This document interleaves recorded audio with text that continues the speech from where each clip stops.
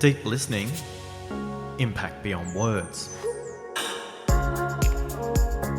I'm Oscar Trimboli, and this is the Apple Award-winning podcast, Deep Listening, designed to move you from an unconscious and distracted listener to a deep and impactful listener.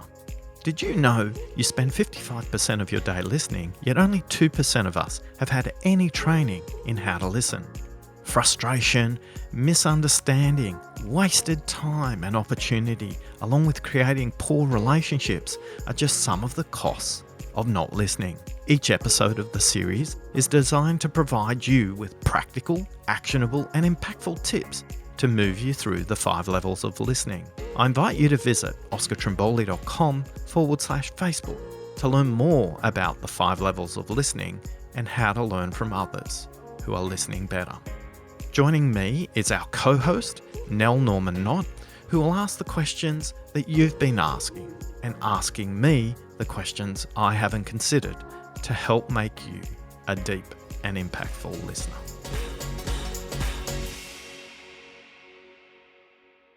Nell, this is a story that starts with frustration, real frustration, pent-up frustration for 2.5 years of writing blog posts and email newsletters and LinkedIn articles and talking to what do the best listeners in the world do and how to play to your strengths as a listener and how to be the most optimistic and positive version of yourself when it comes to listening. And with all this writing, nobody was responding. Very few people were leaving any comments. It was like tumbleweeds or listening for crickets.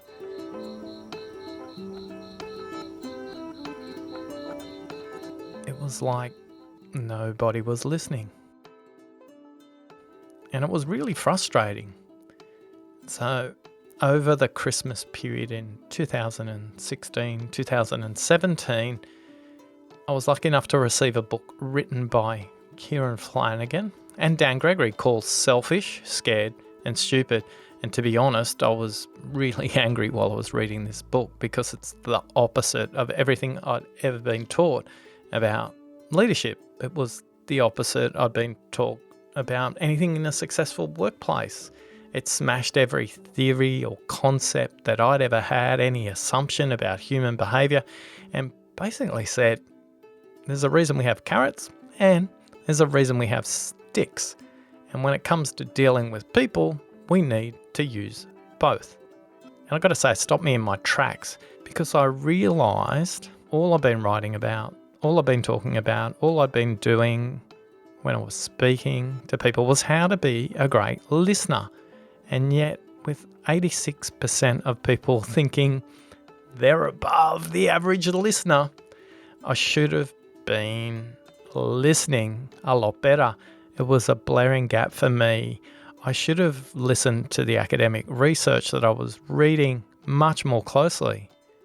And then I asked myself this question: if 86% of people think that they're right, what's the point of giving them all this positive input? They already know it. They already think they're excellent. They already think they're above average when it comes to listening.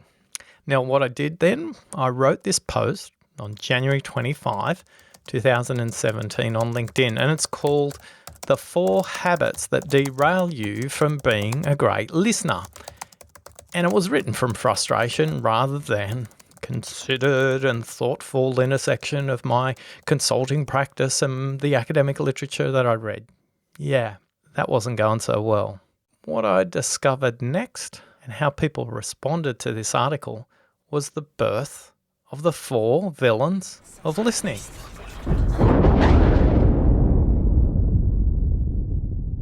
Wow, that's quite an evolution of what now I know is a real foundation of what you talk about, Oscar. Tell me more. Tell me more about these villains and why they became so intriguing for people. Well, I think hat tip to Dan and Kieran, who wrote the book, and I've been fortunate enough to actually meet them and discuss it a little bit further. And Dan would say that he went on to predict that Trump would be elected because of people being selfish, scared and stupid. And many other political and global things that are happening right now might be better explained through the lens of scared, selfish, and stupid. The British people have spoken, and the answer is we're out. This American carnage stops right here. And Nell, it really cuts right to my core because I believe in the best in people, not their worst. And yet I've come to realise that in doing so, that wasn't helpful to anybody. My writing wasn't being useful for anybody. My courses needed to be adjusted significantly. And I think what happened next, it shocked me. What happened next, it surprised me. What happened next really motivated me. More importantly, for the people who read this article, it changed their awareness around what's getting in the way of their listening. It might not be that they're great listeners, but it did help them to notice how they can make progress. It helped them to notice what bad listening shows up like, Nell, whether that's you as the listener, but equally when you're speaking and listeners aren't paying attention to you. This article went viral. 25,000 people so far have viewed the article, and I'm happy about that because it's made a dent into our quest to 100 million deep listeners in the world.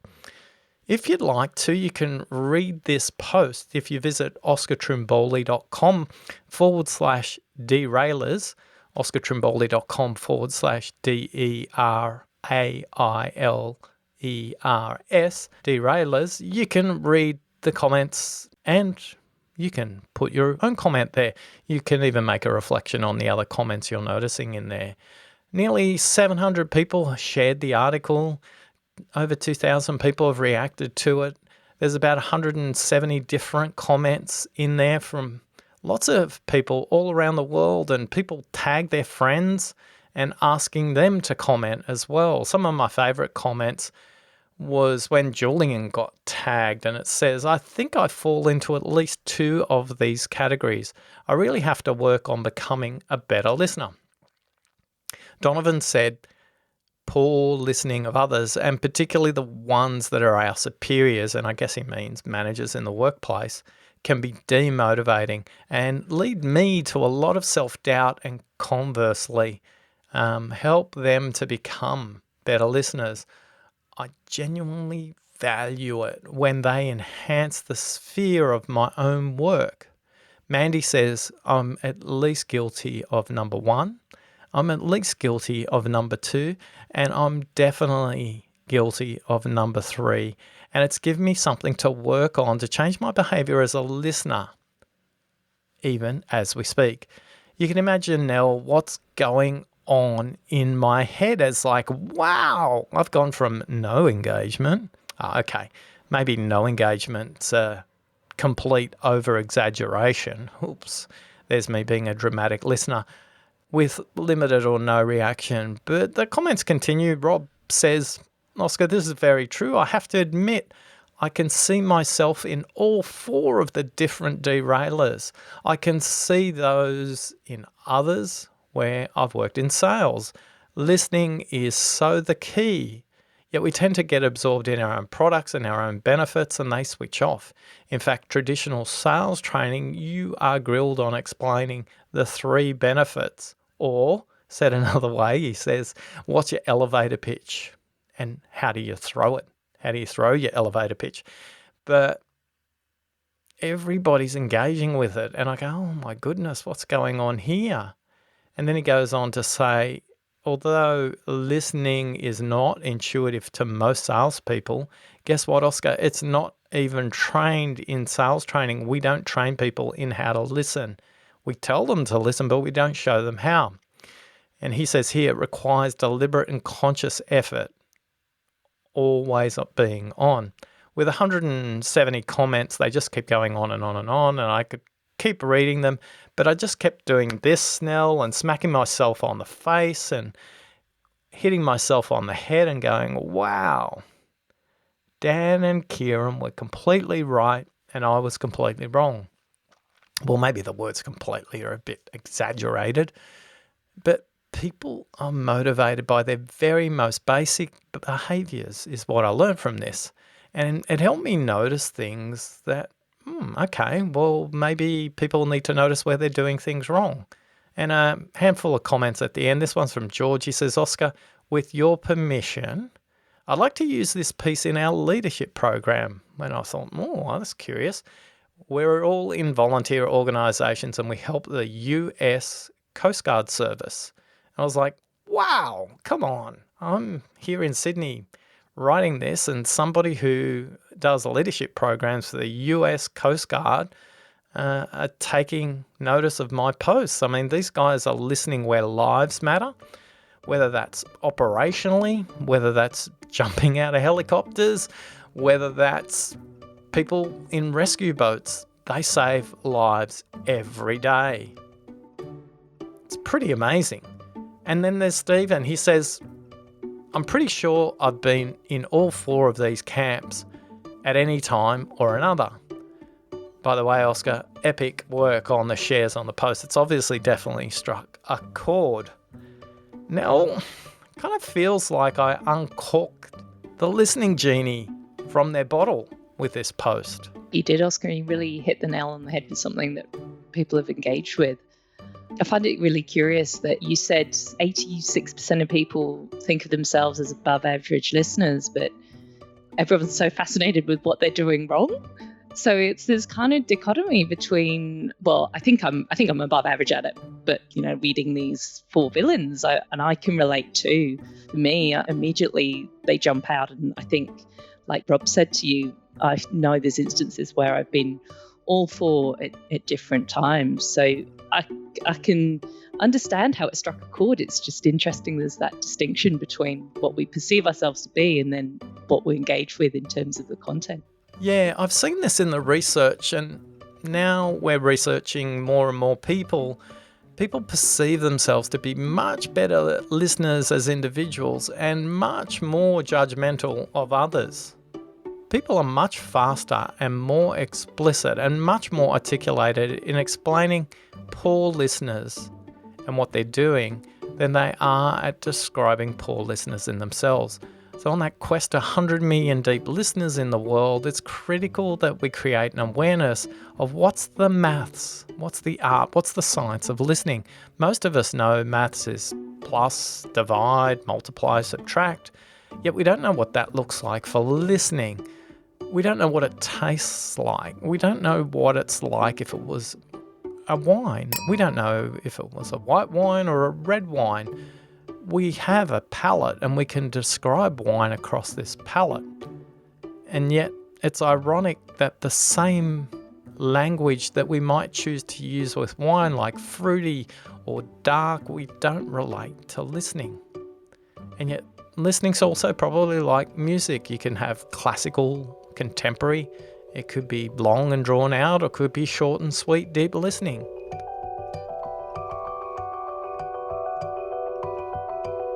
And the work we're doing here, Nell, is creating a really simple framework for people to think about what good listening is, and creating a really simple framework for people to think about what good listening is and what poor listening is. I think since that post, the 4 villains have come to life through the book, through the cards, through the jigsaw puzzle, through the podcast, through the workshops, through the keynotes, through my favourite, the deep listening figurines, about 10 centimetre high, little figurines that are basically real life characters that struck a chord. In fact, it struck a chord with my granddaughter Ruby, who uses many, many toys. She's got lots of toys. She's got Barbie dolls and Lego toys. You name it, she's got it. And yet it's really funny that these 4 figurines, she comes to our place and she uses these figurines over and over again, and she makes up all these amazing stories, not necessarily about the listening characters per se, but my wife Jen has a little giggle at the stories that Ruby makes up. And then if her mum Lauren comes over to pick her up, and if she interrupts Ruby, then Ruby will point to the listening villain that's the interrupting listener. Well, you've hinted at what one of the villains is, Oscar, by talking about interrupting, but I think it's time to hear about all of them now. The easiest way to think about all of these listening villains is to think about the word DILLS. And in Australia, DILLS means somebody that isn't the sharpest knife in the drawer. They might be considered dim-witted. And these DILLS are the dramatic, interrupting, lost, and shrewd listening villains.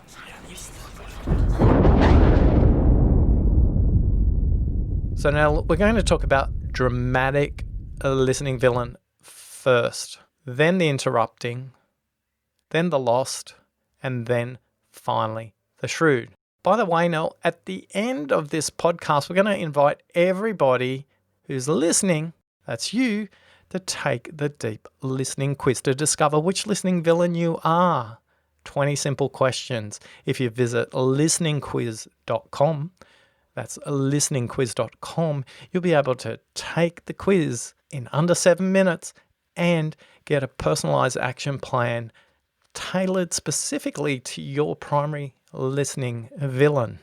So I just want to go back a step, Nell, and just say thank you to everybody who engaged in that derailers post, because you created the oxygen for these characters. It was your engagement. It was your ability to listen to what I wrote that changed the way we think about it. Nell, it moved listening from something that was interesting, abstract, and ethereal to something that was real, that was practical. And these villains came to life out of the dialogue that was created online through that LinkedIn post. Now in our workshops, people seem to notice the villains so much faster. They engage with the villains in the workshop. They laugh about the villains in the workshop. And these workshops really change the way people perceive their listening barriers. I noticed a real change in the way they talked, the body language they were using, a sense of excitement in someone's voice as they were talking about them, particularly one lady, Claire. She just said, these villains, once you know which villain you are, you can't forget it. And she had plans that when she was going to go back to her corporate office environment, that she'd share the listening villains with the team that she had there. And every time one of them interrupted or behaved in one of the characteristics of one of the villains, they were going to call each other out on it. And so I think it's a very kind of practical example of the way that people take this concept and then been able to apply it and use it. I certainly can relate to that. Once you know which villain you feel like you resonate with most, it's very hard to step away from it and to ignore that. Yeah, now one of my favourite quotes from that workshop comes from Tracy, who said, "It's like I've got my listening villain tattooed to my brain and I can't remove it." It seemed really powerful point that Tracy was making, explaining, I know what's getting in my way now. She says in every conversation she's had since the workshop, these two primary listening villains show up. She can see the world through her lens of her listening villains. And as she said, it shows up not only where she works, but also at home. And it shows up when she's out with friends, and it shows up when she's dealing with her children. It didn't matter what the listening context was and how she was viewing the world. All of a sudden, she realized and noticed much faster what was getting in the way of her listening. And I think for a lot of us, we don't understand that about our own listening. I always make the point, listening is situational, listening is relational, and listening is contextual. If you can imagine these three circles intersecting with each other, always different for every conversation. Now, you'll listen differently on the phone compared to listening face-to-face. You'll listen differently in a group setting than you will in one-on-ones. You'll listen differently to the police than you will to a principal. You'll listen differently to a banker, to your brother-in-law. And you'll listen differently because all of these listening villains are present all the time. I want you to think about the worst listener you know now. It's really important that you think about this person. Who's the worst listener you know? And see if you can pick any of the attributes for one of these four listening villains. So let's start off now with the dramatic listener. Kind of got distracted there for a moment, Nell. And your question was, who are all these four listening villains? And we're going to start off with dramatic. Dramatic loves to create drama. They want to explore every detail, every element of your discussion for emotion. So rather than helping the speaker make progress, they get stuck in the details because they want to put themselves in the story. They love dissecting the history of events. They want to see what the patterns and the characters are. And in your discussions, they're so engrossed in the emotion of your story, they become completely preoccupied with the drama, the theatre that you're creating through the story. And all they want to do is become an actor inside your story. They want to be on the stage that you're creating. Now, there's a great quote from the research about the dramatic listener. Whenever I've spoken about a problem or offered a solution or tried to help someone who's not listening, they're usually too caught up in the problem to hear the idea or the solution for help. There's another story I love, and it comes from one of my clients. I call it the funeral story. Now, my client, she went to her boss when her grandmother had passed away and wanted some time off for the funeral. She asked her manager this question on a Monday and the funeral was on a Wednesday. So she basically said to her boss, "Can I have some time off for the funeral?" And by the time she'd finished saying the word funeral and grandmother, her boss spent the next 10 minutes explaining how difficult it was when her grandmother passed away and how troublesome the funeral was and how difficult the probate on the will was. And by the time she'd finished, my client simply said, "Is it okay if I go to the funeral on Wednesday?"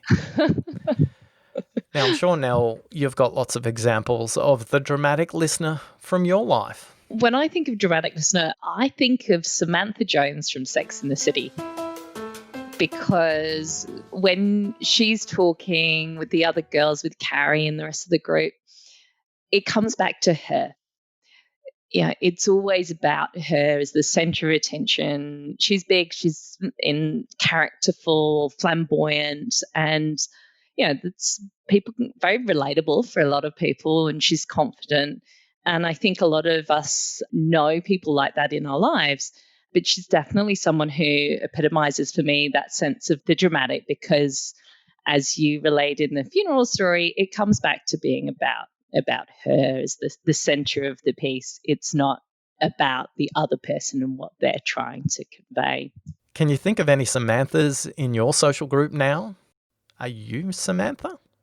Well, you got me, Oscar, because dramatic would have to be my listening villain. I have two listening villains, and dramatic is one of them. I don't know if there's many other women out there that relate to this. I'm guessing there probably are, but when I'm out socializing with my friends, I think a lot of us can become dramatic listeners. And it most recently happened, I was out with a girlfriend. We have our children go to the same school. And I wanted to talk about the fact that we're forming a new parents and friends committee.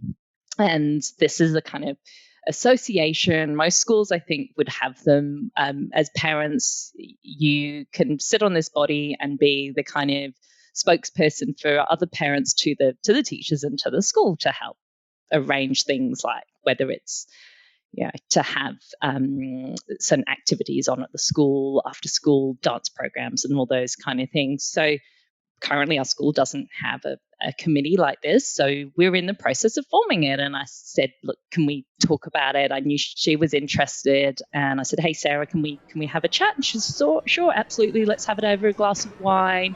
So we were sat, in the Charro in the pub in Bronte, not far from where the school is. And I started talking about what I thought we could do and how the committee could work, some of the conversations I'd had with the principal. And then the conversation quite quickly got diverted back to the fact that previously there had been all of this drama about the disbanding of the old committee and, oh my goodness, and all this stuff that had gone on. And by the end of the conversation, we probably talked for about an hour and a half over a good oaky Chardonnay. Yeah, we didn't really get very far. So that was just an example of how the dramatic can, for me in that instance, derail the conversation. A good oaky Chardonnay. Sounds like a beautiful description about a wine. And for someone who's never drunk alcohol in my entire life. I honestly have no idea, Nell, about what you're talking about when it comes to drinking a good oaky Chardonnay. But this would be a great example of a dramatic listener's response to your story. You make a great point about the dramatic listener actually impedes progress. So here's some key themes to think about if you think you might be the dramatic listener. Do you make it all about them, or do you make it all about you? Do you make them feel unimportant? Do you listen really intent for drama or conflict? How does a dramatic listener show up? Well, here's another favourite quote of mine. Now, when it comes to the dramatic listener, it's frustrating when you tell them something about yourself and they continuously respond with something about them. Their focus is always on themselves and not on me.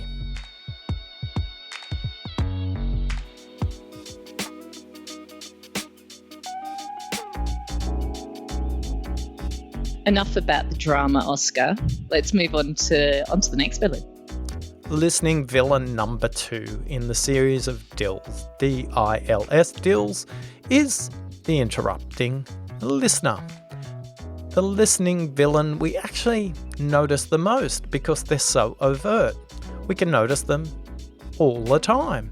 In fact, it's a game I play when I'm people watching, whether that's in a shopping centre or at the airport or a dinner party. I'll always notice the interrupting listener without even hearing what they're saying. The interrupting listener, funnily enough, Nell, is coming from a really genuine place of concern. I remember we were playing this game at home. Please remember, you want to be thinking about the worst listener you know, and this is going to help you identify which one of the listening villains you might be. Because we're channeling selfish, scared, and stupid. Dan and Kieran would love that. Think about the worst listener you know. And as I describe the interrupting listener, they're so focused on finding the answer to the problem that they won't even let you finish the sentence. In fact, when you draw breath, the interrupting listener thinks it's their commercial break to give you the solution. Speaking of commercial breaks, I think it's like a TV quiz show. They're like the contestant on a TV game show that buzzes early before the host has been able to explain the question fully, and all they do is they answer the wrong question. The interrupting listener feels like you're speaking way too slowly. You're describing the issue so elongated. They want to just get to the answer as quickly as possible. So their intent in listening is really listening to solve. It's listening to fix rather than to be listening from curiosity. So when they interject, all kinds of confusion takes place in the speaker's mind because they haven't finished explaining what they're trying to say. They're so busy trying to solve the problem of the speaker that the speaker hasn't even got it out of their head. So here's a trick in case you're an interrupting listener. If you are an interrupting listener, we want to use Nell's little technique around pause. Your little trick as the interrupting listener is just to wait all the way through the silence. Treat silence like it's another word.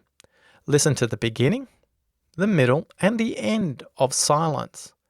So you won't be jumping in and out and talking over other people. Just allow the other person to pause. Now, when you relate to the interrupting listener, who's the worst interrupting listener you know? So interrupting is my other villain for me. Yeah, good. Well done for outing yourself. I think it's important to be self-aware of our own difficulties when it comes to listening. I find that interrupting is also the thing that frustrates me the most. I don't know if there's a kind of correlation there, Oscar, with what really drives me insane and what I probably do. Now, there's a reason why I'm asking everybody to look at what's the worst in others as listeners.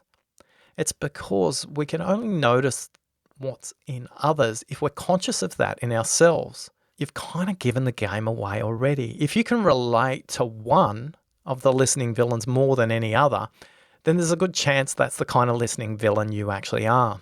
Life. So whilst dramatic is my social life, I think at home I'm interrupting.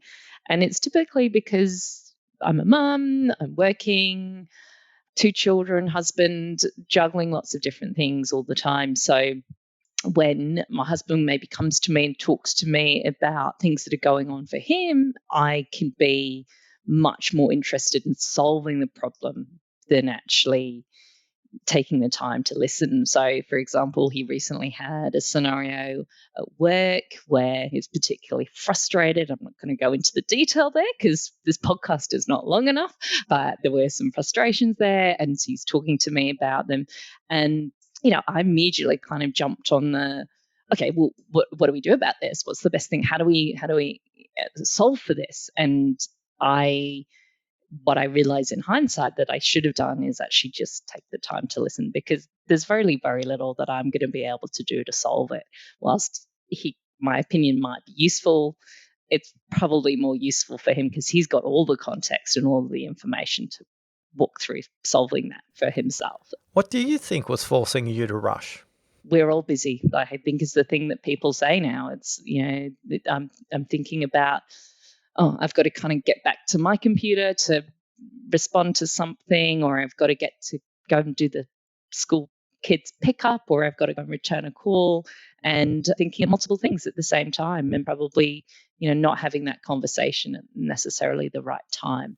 What about with your kids? How does interrupting show up in those conversations? Well, I notice it. So if we're thinking about between my children, because I have 2 children. I have a little boy, Finley, who's 8, and a little girl, Ella, who's 5. And my 8-year-old will sometimes, so Finley will sometimes overtalk Ella because she's more confident. And one of the things I've become more conscious of is if he does, letting him finish, but going back to Ella and saying, "Oh, Ella, you were partway through saying something else." And that's how I'm trying to use the villains and the construct as a way to help my children just, maybe mirror that behavior as well. If you're the interrupting listener, you tend to jump in, you tend to talk over, you tend not to allow for the pause. And this is one of my favourite quotes from the research. When I'm speaking, the interrupting listener is so eager to finish my sentence, even though they do it completely incorrectly. Here's another quote from the research. It's important for you to notice, do you tend to speak faster than the speaker? If so, that's a good hint for you that you are likely to be the interrupting listener. Are you eager to finish with your own punchline rather than listen completely to what they say? Do you struggle with the pause? Do you struggle with the silence? Do you struggle to wait for what they have to say? Now, Nell's always got a great tip, and it's this simple. Count 1 1,000, 2 1,000, 3 1,000 to yourself before they speak again. And when you finish, you'll quickly come to realise that when they draw breath, they'll probably continue because you haven't interrupted them. Remember the 125/900 rule. You speak at 125 words a minute, yet you can think at up to 900 words a minute. So the likelihood the first thing that comes out of your mouth is what you mean, there's an 11% chance that the interrupting listener will be correct. You could go to Las Vegas or any casino and probably get better odds. So if you want to double your listening effectiveness as an interrupting listener, just do what Nell says. 1 1,000, 2 1,000, 3 1,000 to yourself, and you'll be amazed how much more the speaker has left to say.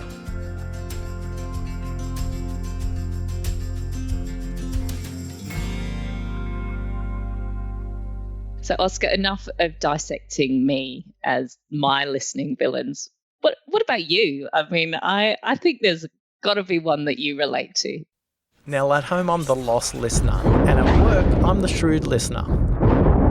The last 2 villains of listening are lost and shrewd, and we're going to spend much more time dissecting me and my struggles as it relates to listening. Now, I get interviewed a lot on podcasts, on TV shows, on radio shows. I spend a lot of time at the front of the room speaking and training people. And the point I make consistently is I'm far from a perfect listener. The difference between me and other listeners is I notice faster when I'm distracted compared to everybody else. And my wish for the world in your journey to becoming a deeper listener isn't that you become a perfect listener. It's just that you notice much faster when you get distracted. If we noticed how quickly we got distracted, we would move quickly from the distracted listener to a deep and powerful listener. And that's one of the struggles for the lost listener. It's distraction. The lost listener is completely lost in their own mind. Rather than being in the conversation, they might be absorbed completely in their self-talk. And they can't create enough space in their own mind for the dialogue to land. Or they could be so busy thinking about what they need to do next, or what they've done beforehand, or what they need to do on the weekend, or what they need to do at the shopping centre, that they're completely lost. And the lost listener shows up sometimes as distracted. Now, I'm sure you can relate to a couple of people, but the lost listener is the person who's always got their phone beeping and buzzing and their apps notifying them and the laptop's going off and the phone's ringing. Can they wait a moment and just come back to you? The lost listener is a distracted listener. They're lost in the conversation even before it starts because they've got a radio station playing a tune from something else that's going on, something that's not visible. Now, I have to admit, I spent 93% of my day listening now, and my listening batteries are generally pretty drained by the time I come home, unless I apply this tip that was prompted to me by Neil, who asked me, how do I recharge my listening batteries when I've spent all day listening? And it was a good question. Neil's a recruiter, so he also spends a lot of his day listening too. That's why he was asking me. And all I said to him was, I've got a playlist. It's a music playlist. It's a wide-ranging playlist. There's a range of music in there.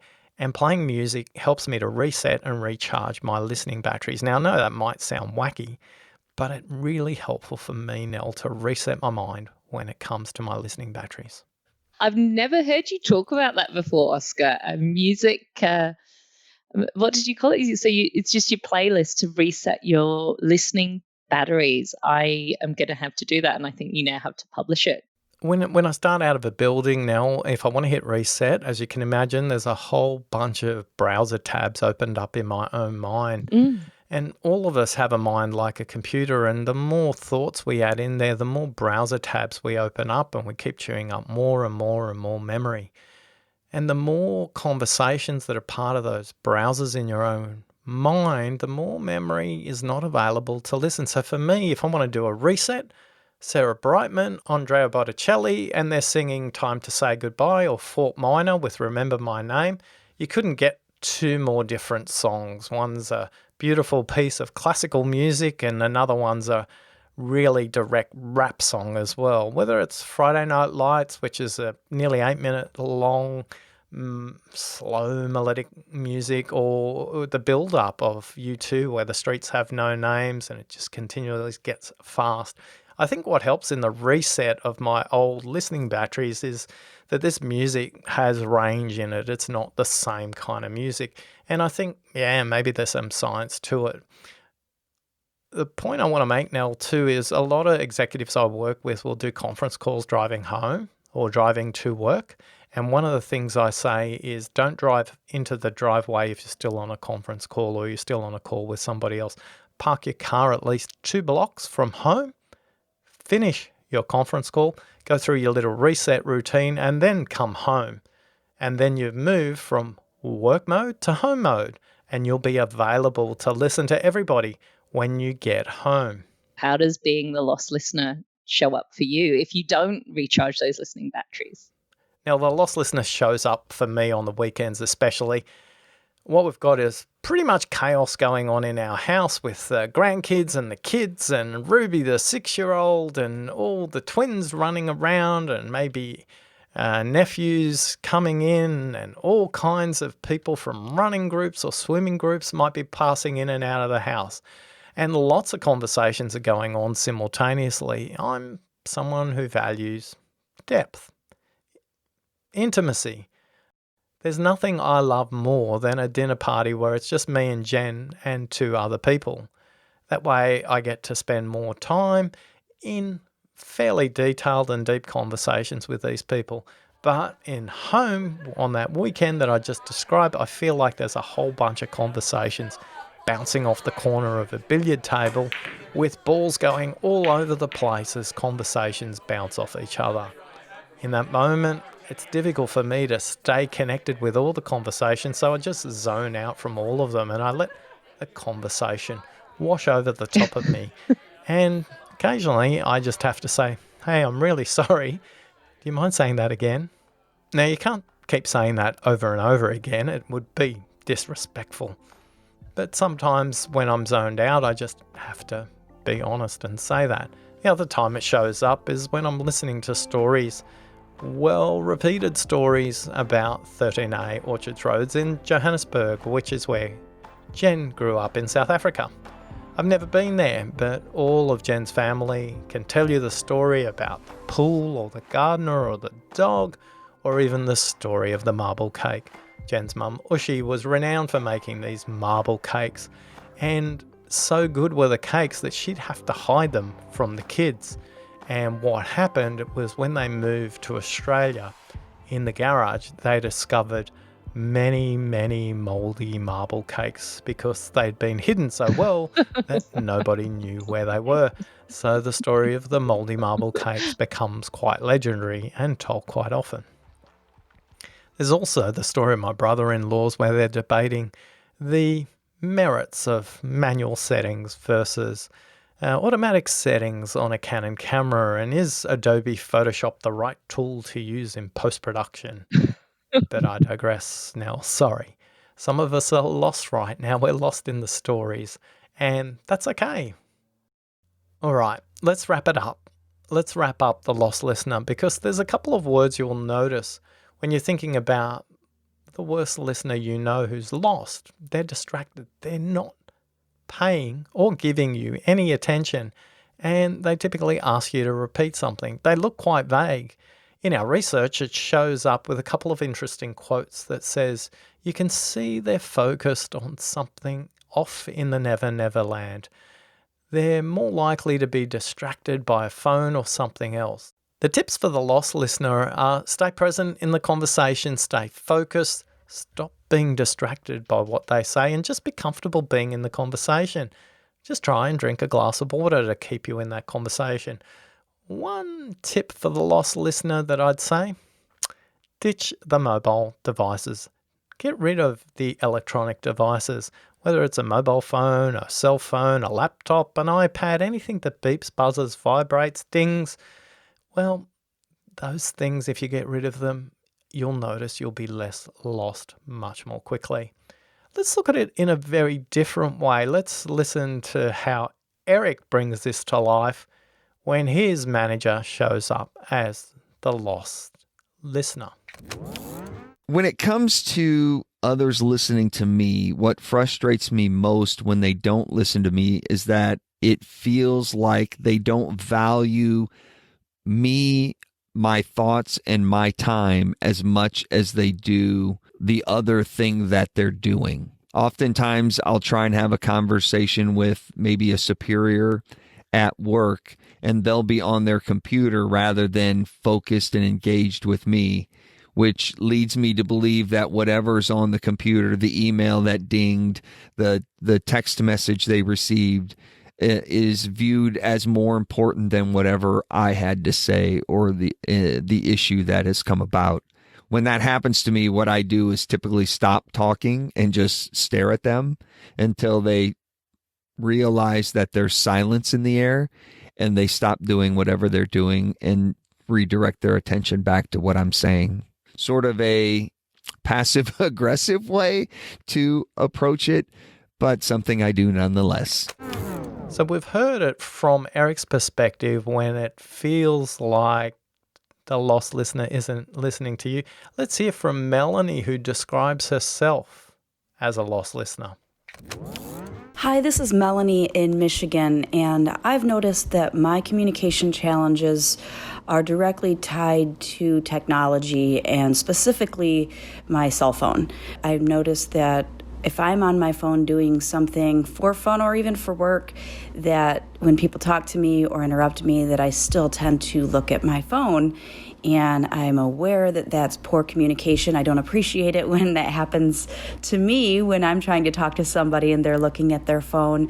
So my challenge and my question would be, how can we balance using technology and, being productive, but still being present and available for communication with our coworkers and also with the people in our lives that we love. So thank you very much. Oscar, you mentioned you're also the shrewd listener. How would you describe a shrewd listener, Oscar? The shrewd listener and the interrupting listener are cousins, Nell. The difference between the two is that the shrewd listener is shrewd enough not to interrupt. Yet they're too busy trying to solve not only the current problem, but they're also trying to finish the next problem before the speaker's even finished explaining their first problem. They're shrewd enough to wait patiently. They're shrewd enough not to interrupt. But in their mind, they're anticipating multiple versions of the future.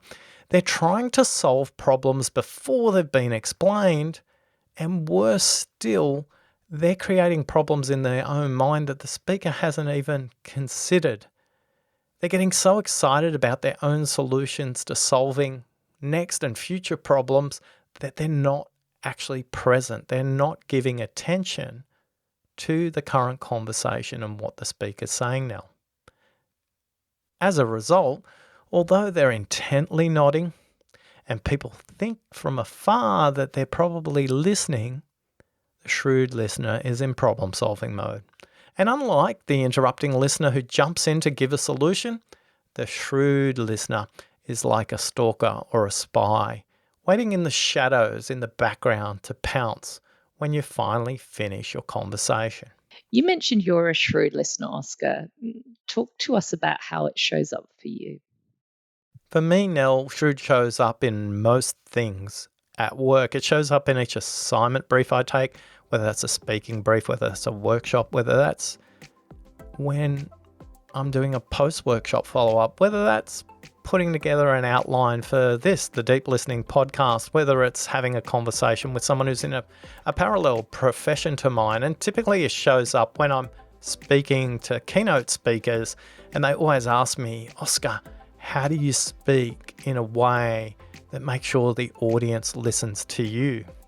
And in all those cases, Nell, whether I'm taking a brief or whether I'm sitting down and listening to a professional speaker, what's going on in my mind? You just need to think about visualizing this scene, Nell. I am embarrassed saying this out loud. So imagine I've got my elbow on the table, my hands raised up to my chin, and I'm looking deeply into your eyes. And while you're speaking, I'm nodding while I'm balancing my chin on my thumb and my forefinger and deeply listening to what they say. I'm engaging. Yet, if you saw the subtitles going on in my head, this is what the subtitles would be saying. They'd be saying, oh my goodness, you think that's your problem? Well, you're describing that rather poorly. I hope you could explain that a little quicker and more succinctly, because after all, I am the deep listening expert. Oh my goodness, you think that's actually your problem? And although it is a basic problem that anybody in the world could have, I can think of 3 other problems you haven't even explained. Yet, pause, let me be gracious as the global deep listening expert and wait for you prior to giving you an elegant and well thought through answer. But let me wait as I choose not to interrupt. As a shrewd listener, I get my power from sitting back in judgment of you, like a supervillain, as I wait for your poor articulation of what you know very little about.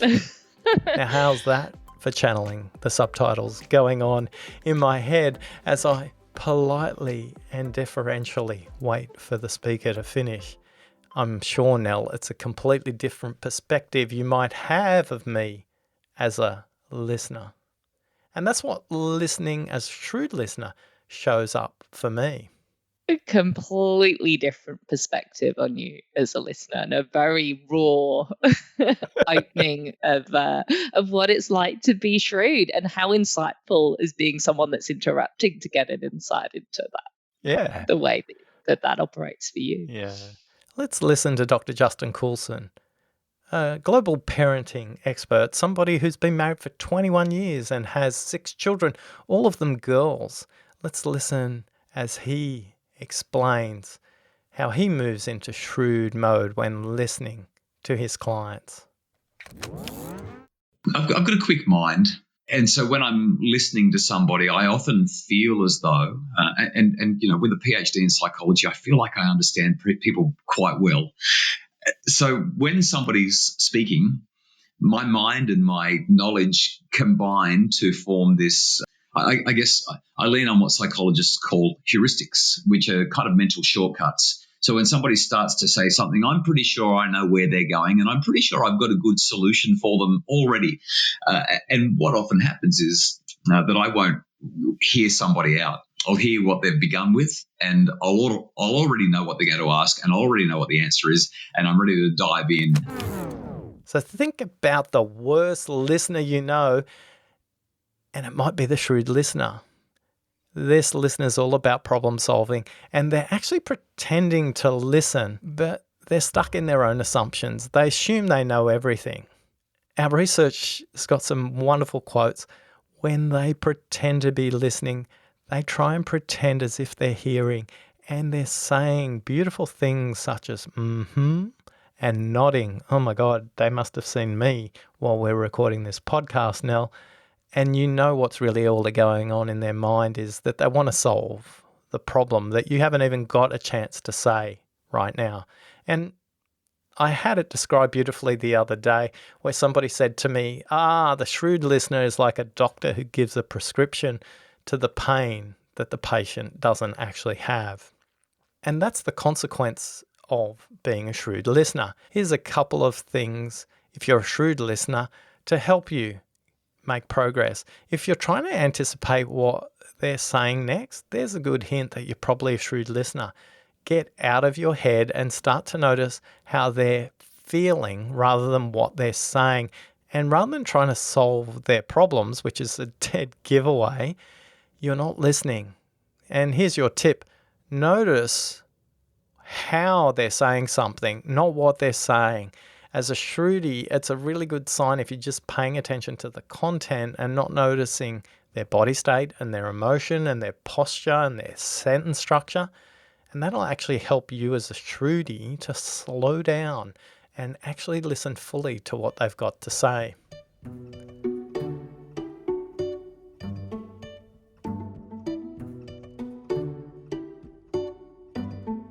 Well, now you know the listening villains. Jump into the Facebook group, oscartrimboli.com/Facebook, and share who you are. Are you dramatic? Are you interrupting? Are you lost? Or are you shrewd? The group has grown exponentially over the last few months, and we've seen some really fascinating comments in there. So come on over, share who you are, and we'll respond to you. I'm really excited, Oscar, that we've got the deep listening quiz, which has now launched. So go to listeningquiz.com and you can discover whether you're dramatic, interrupting, lost, or shrewd. Now, I'm so excited, and thanks to Heidi, who's been helping us with the research in the background. We've got a series of really simple questions that helps you zoom in fast. You'll be surprised how few questions there are in the quiz. We've already tested it with 50 other people in the prototype, and thanks to the work being done with Heidi and Melissa in the background, thanks to Mel for helping to bring the quiz to life. The listening quiz is a series of really simple, less than 20 questions to shine a light on what kind of listening villain you are. Finally, again, a big hat tip to Dan Gregory, to Kieran Flanagan, and their amazing book, Selfish, Scared and Stupid. If we know which villains we are, we're going to be able to make progress faster. Now, one of the things the quiz will do is help you to increase your awareness of which listening villain is your primary listening villain, but it also shines a light on what's your secondary listening villain as well. And I think this helps most people understand how they show up at work versus how they show up at home and bring them to a consciousness of what their listening barriers are.